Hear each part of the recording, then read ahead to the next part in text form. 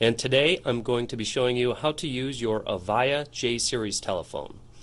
Now we're going to break the videos down into three separate parts. In the first video we'll be talking about the buttons located at the base of the phone, the physical buttons. In our second video we'll be talking about the buttons located up here on the display and talk about some basic call handling features and the buttons you see most commonly programmed up on the display of your telephone. In our third video, we'll be discussing the voice messaging application on the telephone. That being said, we can go ahead and get started. The device you're seeing here is the Avaya J179, but really the things we're going to talk about would be applicable for not only the J179, but also the J169 and the J139. On the bottom right-hand corner of the display, you can see we have a speakerphone button. When you press that, pretty obvious, it's going to launch turn on your speakerphone. Press it again, you'll turn your speakerphone off. You can also just start dialing, and you can see that it's going to automatically activate that speakerphone for me. Located above that, we have a headset button. There is a headset port on the back of the phone. It has an icon on it that looks just like this icon. And basically when I press that, it's going to send that dial tone out to my headset. Press it again, it will turn that off. If you have a wireless headset, by pressing the button on your wireless headset, it'll automatically turn this button on and off for you. If I happen to be on a speakerphone call and I press one of my volume control buttons, it's going to adjust the volume of my speaker. If I have the handset to my ear, that's going to control the volume I hear in the handset. And when the handset is idle like it is right now, it's going to control the ringer volume. Located below that, we have a mute button. So if I was on a speakerphone call, for example, and I hit that mute button, anytime you see that button lit up blue, that's muting your microphone. So basically you can still hear the caller, but the caller would not be able to hear you. And you can certainly use that button when you are active on the handset or if you're on a headset call. The dial pad is pretty obvious, right? That's what we're going to use to make our phone calls. Most systems do require the use of a dial-out code. Generally that code is either an 8 or a 9. That just indicates to the system that you are looking to make an outbound call. You can check with your system administrator. They should be able to let you know if a dial-out code is required, and if so, what button is programmed as that dial-out code. Internally, obviously, you can just dial the extension number of the person you want to reach without the need to dial a dial-out code. Moving on up, we've got a contacts button here. When I press this contacts button, it's going to launch the contact menu on the display. And you can see up here it's showing me that I'm currently viewing all the contacts available on this device. I've also got a left and right arrow button visible that it's telling me that I can use my left and right buttons here to see more pages of information. So if I hit my right button, I can see just my personal contacts. Right button again, all my external contacts. These would be system-wide speed dials programmed in the system. Right button again, just my users. Right button again, I've got my groups. And now we're back to all the contacts on the device.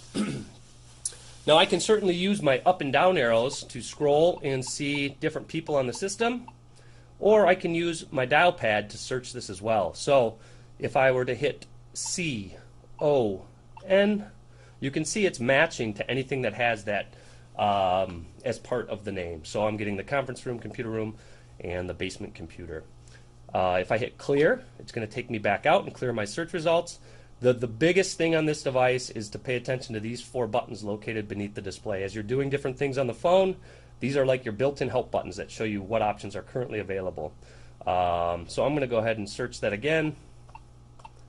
And now if I wanted to make a call to the conference room, I could either scroll down to it and hit call, or I can certainly just press the button located next to the person that I wanted to call here. It would call them as well. I can hit details. That's going to show me a little bit more information about that user. Once I'm in there, now you can see that they did change. I can go back to that list. Once again, I can clear out my search results. So the other thing you may want to do here is hit your right arrow. You can see when you're in your personal contacts, you get the ability to add a new one. So personal contacts are just contacts that show up on your device and your device only. I could hit new here. I could put in a name using my dial pad. So I'm going to hit the 6 for the M, the 2 for the A. I'm going to hit the 7 3 times to get an R, and I'm going to hit the 5 twice to get a K. Notice the spacebar indicator over the 0. I can press that to get a space, and then I can put in a last name if I wanted to. When you're programming your number, make sure you do include that system dial-out code if it's an external phone number you're putting in. So I'm going to go ahead and put in a number here,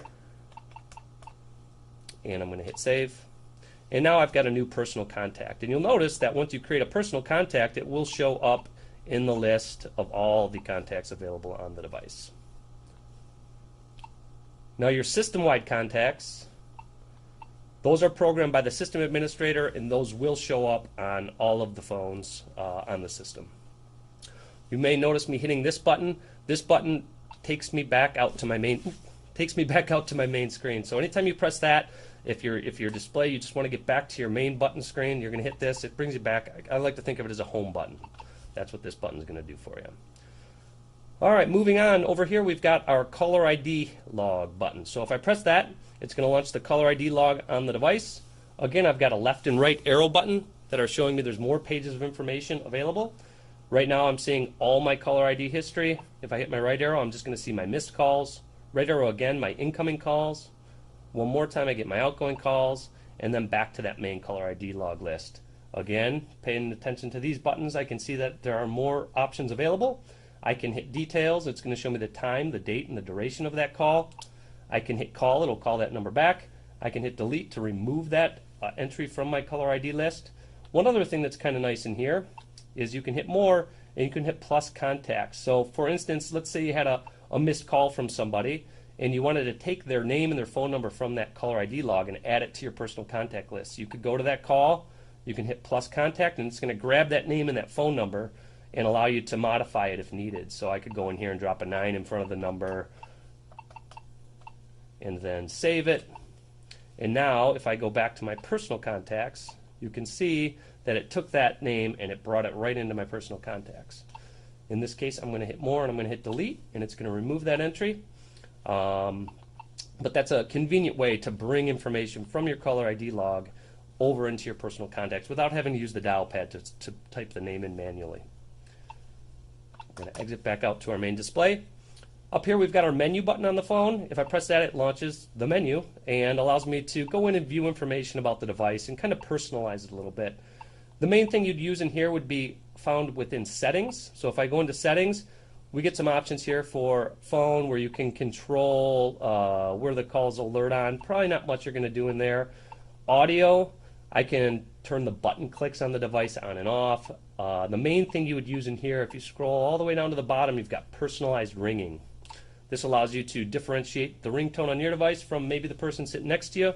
So I'm going to go ahead and hit select, and this allows me to go ahead and hear the different ringers available on the phone, and then select the one that I want to make active. Once I hit select, I hit save, and now I've just changed the ringer on my device. We're going to back out of this menu, go down to display, and here you can change the background that we're seeing on the device. So I can change it to dark. Abstract, there's several available, so we'll go ahead. I'm going to just leave mine at the default. Once you make your selection, you would hit save, and that would change that background that you're seeing on the phone. The screensaver, same thing. There's different screensavers available on the device. You can go ahead and select which one you like, and then just save it. This is the setting that tells us how long until the device is going to enable that screensaver. The backlight timer, so at some point 120 here, my display would actually dim, just a power saving mode that it'll go into. So you can basically options in this menu to customize your phone. And really you probably won't have much need to go into the other ones, so mainly you'll be in the settings menu here. We'll go ahead and back out. The voicemail button, we're going to talk about voicemail in a separate video, so I'm not going to go into that. That pretty much covers the buttons down on the bottom of the display here. Again, you've got your speakerphone, your mute button, your volume controls, your dial pad, your caller ID log, the menu button on the phone, the contacts button, and this is our home button that just gets us back out to this main display. Thanks for watching, and we'll talk about the options available up on the display of the phone in our next video.